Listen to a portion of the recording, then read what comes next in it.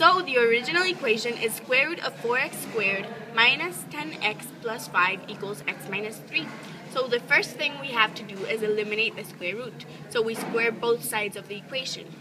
So now we have to FOIL x minus 3, enable to find out that part of the equation. So written out, the equation would look 4x squared minus 10x plus 5 is equal to x squared minus 6x plus 9. So now we have to make this equation equal to 0. So we subtract and cancel out that the x squared minus 6x plus 9 part of the equation. So since we canceled out that part of the equation, we have to do it to the other part of the equation. So 4x squared minus x squared would be 3x squared. Minus 10x plus 6x would be negative 4x. And plus 5 minus 9 would be negative 4. So now we have it equal to 0. So since we cannot factor this equation, we have to apply the quadratic formula to it. The quadratic formula is negative b plus or minus square root of b squared minus 4ac all over 2a. So for this equation, a would be 3, b would be negative 4, and c would be negative 4 also. So let's plug in the digits. X would be equal negative 4, positive 4, because you cancel out the negatives.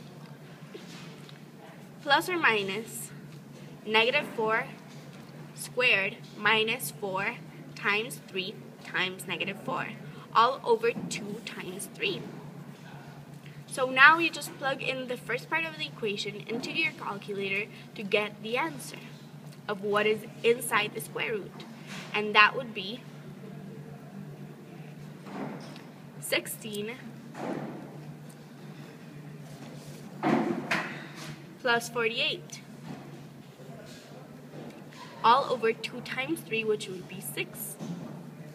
And now 16 plus 48 would be 64.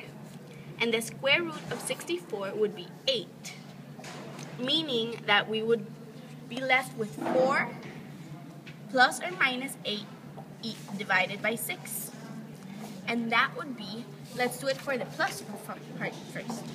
That would be x equals 4 plus 8 divided by 6, which would be 12 divided by 6 equals 2.